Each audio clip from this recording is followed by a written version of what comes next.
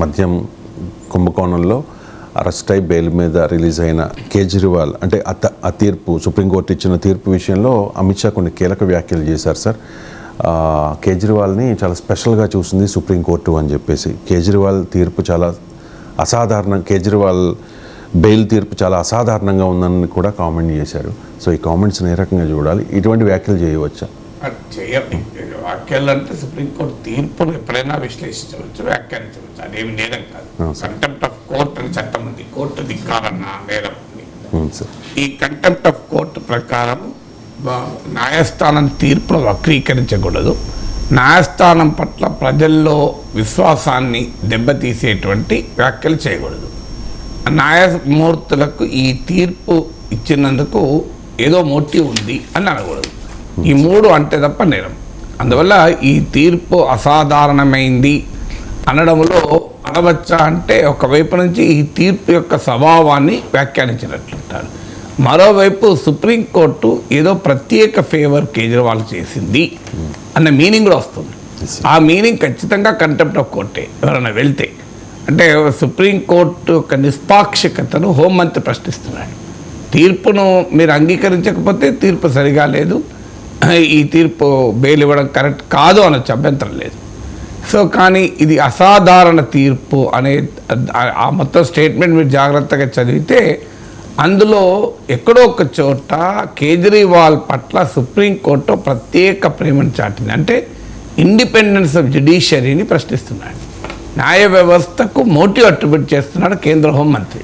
కేజ్రీవాల్ పట్ల ప్రత్యేకమైన ప్రేమ చూపెట్టింది కోర్టు అంటే అర్థం ఏంటి? కోర్టుకు కేజ్రీవాల్కు మధ్య ఏదో ఒక అనుబంధమో సంబంధం ఉందనే కదా. సో అందువల్ల కేంద్ర హోంమంత్రి కంటెంప్ట్ ఆఫ్ కోర్ట్ అనే చట్టానికి బార్డర్లో ఉన్నాడు. So it is subject of interpretation. So ఆయన కంటెంప్ట్ ఆఫ్ కోర్టుకు పాల్పడ్డా లేదా అని.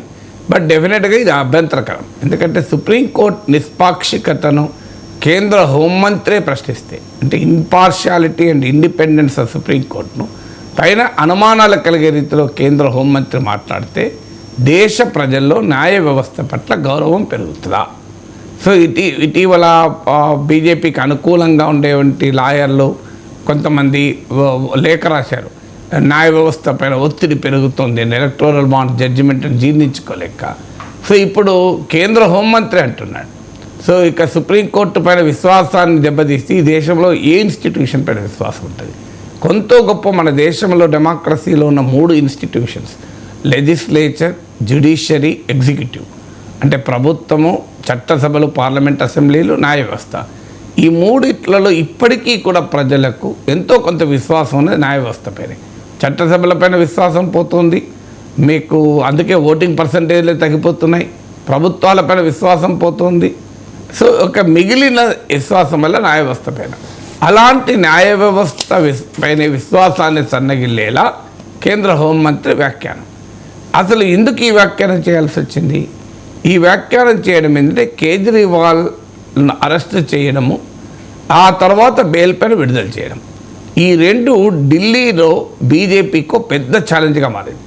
ఇప్పటిదాకా ఢిల్లీ ప్రజల స్వభావం ఏంటంటే మాకు ముఖ్యమంత్రిగా కేజ్రీవాల్ ఉండాలి, ప్రధానమంత్రిగా మోడీ ఉండాలి అనేటువంటి అభిప్రాయాన్ని వ్యక్తం చేస్తూ వచ్చారు. అందుకే అసెంబ్లీ ఎన్నికల్లో ఆమ్ ఆద్మీ పార్టీకి అపూర్వ విజయాన్ని ఇస్తూ పార్లమెంట్ ఎన్నికలు వచ్చే వరకు బీజేపీ స్వీప్ చేస్తుంది. 7 సీట్లు బీజేపీకి వస్తుంది. బహుశా ఈ కేజ్రీవాల్ అరెస్ట్ ఉదంతం ఉండుండకపోతే ఇప్పుడు కూడా అదే జరిగేది. బీజేపీ 7 సీట్లు గెలుచుకునేది. ఆ తర్వాత జరిగే అసెంబ్లీ ఎన్నికల్లో మళ్ళీ ఆమ్ ఆద్మీ పార్టీ తన ఆధిక్యతను చూపెట్టేది. ఎందుకంటే పార్లమెంట్ అసెంబ్లీ ఎన్నికలకు వచ్చే వరకు ఢిల్లీ ప్రజల ముందుండే పొలిటికల్ క్వశ్చన్ కేజ్రీవాల్ ముఖ్యమంత్రి ఉండాలా వద్దా అన్నప్పుడు చాలా క్లియర్గా కేజ్రీవాలే మమ్మల్ని పాలించాలి అని ప్రజలు తీర్పు చెప్తున్నారు. పార్లమెంట్ ఎన్నికలకు వచ్చే వరకు ప్రధానమంత్రి మోడీ ఉండాలా లేదా అనే ప్రశ్న ముందుకు వస్తుంది. ఉన్నప్పుడు మాకు ప్రధానమంత్రిగా ఈ దేశానికి మోడీ అవసరమని ప్రజలు భావిస్తూ వచ్చారు. కానీ అంటే పార్లమెంట్ ఎన్నికలకు వచ్చే వరకు మోడీ ఉండాలా వద్దా అనే క్వశ్చన్ ఉంటే బీజేపీకి లాభం. సో కేజ్రీవాల్ అరెస్టుతో ఆ క్వశ్చన్ పక్కకు పోయింది. ఇప్పుడు పార్లమెంట్ ఎన్నికల సందర్భంగా ఢిల్లీ ఓటర్ల ముందు వచ్చిన ప్రశ్న ఏంటి? కేజ్రీవాల్ బయట ఉండి మాకు ముఖ్యమంత్రిగా సేవలు అందించాలా, లేదా కేజ్రీవాల్ జైల్లో ఉండి మాకు ముఖ్యమంత్రిగా అందుబాటులో ఉండకూడదా? ఈ ప్రశ్న ముందుకు వచ్చినప్పుడు ప్రజలు అనేకసార్లు ఇదివరకే తీర్పు చెప్పారు, మాకు ముఖ్యమంత్రిగా కేజ్రీవాల్ కావాలి అని.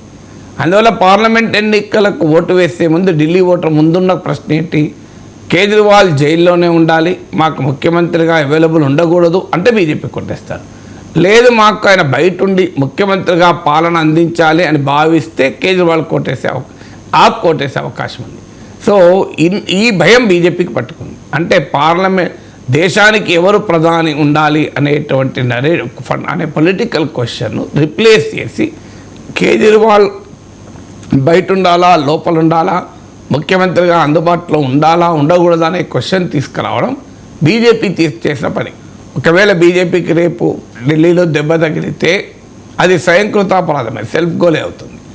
అందువల్ల కేజ్రీవాల్ అరెస్ట్ వల్ల ఢిల్లీలో మారినటువంటి ఈ రాజకీయ వాతావరణం పట్ల బీజేపీలో ఆందోళన, అసహనం కనబడుతోంది అమిత్ షా స్టేట్మెంట్లో. ఇక మూడవది, కేజ్రీవాల్ బయటికి రావడంతోనే ఒక ఆసక్తికరమైనటువంటి డిస్కోర్స్ మొదలుపెట్టాడు. అప్పటిదాకా ప్రతిపక్షము లేవనెత్తని అంశాలు మొదలుపెట్టాడు. బీజేపీని ఇబ్బంది పెట్టే, ఇరుకున పెట్టేటువంటి అంశాలు లేవనెత్తాడు. ఆయన బయటికి రావడంతోనే యోగి ఆదిత్యనాథ్ ఉండడు, మోడీ మళ్ళీ గెలిస్తే అంటూ బీజేపీ సర్కిల్స్లో జరుగుతున్నటువంటి చర్చను నేషనల్ లెవెల్కి పట్టుకొచ్చాడు. ఇది ఆల్రెడీ రాజ్పూట్ల సమాజంలో, రాజ్పూట్ క్షత్రియ సమాజంలో బాగా చర్చ నడుస్తుంది. మోడీ మళ్ళీ గెలిస్తే యోగిని ఉండనివ్వడు అని. ఎందుకంటే వసుంధరా సింధియాను పక్కకు పెట్టేశారు, శివరాజ్ సింగ్ చౌహాన్ పక్కకు పెట్టారు, రమణ్ సింగ్ను పక్కకు పెట్టారు, అద్వానీ జోషిని ఏనాడో పక్కకు పెట్టారు, వెంకయ్య నాయుడును ఉపరాష్ట్రపతి పదవి నుంచి అలా ఆఖరికి యాక్టివ్ పాలిటిక్స్ పక్కకు పెట్టేశారు, నితిన్ గడ్కరీ పార్లమెంటరీ బోర్డుని తీసేశారు. సో ఇంత పెద్ద లిస్ట్ ఉంది, చాలా క్లియర్గా కనబడుతుంది. మోడీ అమిత్ షాలకు పోటీ ఎవరున్నా వాళ్ళ పక్క పెడతారు. రాజ్నాథ్ సింగ్ డమ్మీ అయిపోయాడు. ఇక మిగిలింది ఏంటంటే యోగి ఆదిత్యనాథ్. సో యోగి ఆదిత్యనాథ్ మోడీతో, అమిత్ షాతో పోటీ పడే హిందుత్వ ఐకాన్. రేపు మోడీ తర్వాత ప్రధానమంత్రి ఎవరు అంటే అమిత్ షాకు అతిపెద్ద పోటీ యోగి ఆదిత్యనాథ్. అందువల్ల యోగి ఆదిత్యనాథ్ను తొలగిస్తారు ఎన్నికల తర్వాత అని రాజ్పూట్ సమాజంలో ఇప్పటికే పెద్ద చర్చ నడుస్తుంది. అది గుజరాత్, రాజస్థాన్ నుంచి ఉత్తరప్రదేశ్ వరకు బీజేపీలో ఒక పెద్ద ఛాలెంజ్గా మారింది. సో ఈ పరిస్థితుల్లో కేజ్రీవాల్ దానికి నేషనల్ టచ్ ఇచ్చాడు. ఇచ్చి మోడీ వస్తే యోగి ఉండడు అని. అక్కడితో ఆగకుండా మోడీ రిటైర్మెంట్ గురించి ప్రస్తావన మొదలుపెట్టాడు. బీజేపీ ఏమో మోడీ పేరిట ఓట్లు అడుగుతుంటే, మోడీని చూసి ఓట్లేయండి అంటుంటే, మోడీకా గ్యారంటీ అంటూ మోడీ ప్రచారం చేస్తే బీజేపీకా గ్యారంటీ అని కూడా అనకుండా కేజ్రీవాల్ వచ్చి దానికి పెద్ద డెంట్ కొట్టాడు. అంటే మోడీ అసలు 2025 సెప్టెంబర్ తర్వాత ఉండడు, ఆయన 75 ఏళ్ళు వస్తున్నాయని. సో ఈ డిబేట్ కూడా అంతకుముందు కేజ్రీవాల్ అది విడుదల కాకముందు ఈ రెండు డిబేట్లు నేషనల్ పొలిటికల్ డిస్కోర్స్లో లేవు. దేశవ్యాప్తంగా ఎన్నికల చర్చలు ఈ రెండు అంశాలు లేవు. యోగి ఉండడు అన్న అంశం లేదు, మోడీ రిటైర్ అన్న అంశం లేదు. ఆ దెబ్బ ఎంత తగిలిందంటే అమిత్ షా హైదరాబాద్లో ఉన్నాడు. కేజ్రీవాల్ ఈ స్టేట్మెంట్ ఢిల్లీలో ఇచ్చినప్పుడు హైదరాబాద్ రాగా అమిత్ షా హైదరాబాద్ నుంచి ప్రెస్ కాన్ఫరెన్స్ పెట్టాడు. హైదరాబాద్లో ఢిల్లీ కూడా వెళ్ళక ముందే, నార్మల్గా అయితే ఢిల్లీకి వెళ్ళాక రియాక్ట్ అవుతారు, కానీ హైదరాబాద్లోనే మాట్లాడాల్సి వచ్చింది. రాజ్నాథ్ సింగ్ ట్వీట్ చేయాల్సి వచ్చింది, మొత్తం జేపీ నడ్డా మాట్లాడాల్సి వచ్చింది. బీజేపీ నాయకులందరినీ డిఫెన్స్ మోడ్లో పంపించాడు కేజ్రీవాల్ ఒక్క స్టేట్మెంట్తో. దాంతోపాటు ప్రతిపక్షాలను విడివిడిగా ఉన్న వాళ్ళను ఏకం చేసేందుకు ఒక కామన్ థ్రెడ్ కనుక్కున్నాడు కేజ్రీవాల్.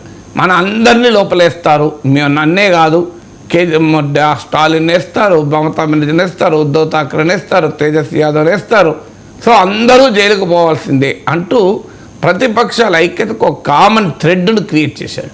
అందువల్ల ఆ అసహనం అనేది అమిత్ షాలో కనబడుతుంది. ఈ కేజ్రీవాల్ బయటకి ఇంత తలనొప్పి తెస్తున్నాడు మాకు.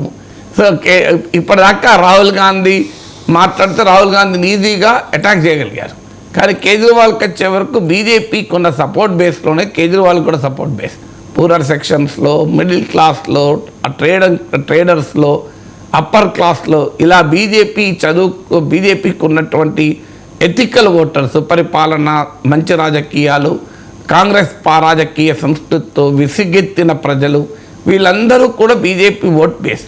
ఈ ఓట్ బేస్లో ఆల్రెడీ డిస్టర్బెన్స్ మొదలైంది. కేజ్రీవాల్ అక్కడ పెద్ద కాంపిటీటర్ ఈ ఓట్ బేస్కు. అందువల్ల కేజ్రీవాల్ను ఎందుకు జైలు వేసినాం, ఎందుకు బయటికి విడుదలయ్యే, అని ఇప్పుడు తలబట్టుకున్నది బీజేపీ నాయకత్వం. సో జైలు కన్నా పంపించకపోతే ఏ ప్రాబ్లం ఉండేది కాదు, పంపిన తర్వాత బయటికన్నా రాకపోతే ప్రాబ్లం ఉండేది కాదు. పంపించడం అయిపోయింది అనుకుంటే ఈ బయటికి రావడం ఏంటి అని. అందువల్ల కేజ్రీవాల్కు బెయిల్ బయటికి రావడం వల్ల ఆయన రాజకీయ వాతావరణంలో తెచ్చిన మార్పు పట్ల కేంద్ర హోంమంత్రి అసహనమే సుప్రీంకోర్టు పైన ఈ వ్యాఖ్యలు చేసడానికి కారణమైంది.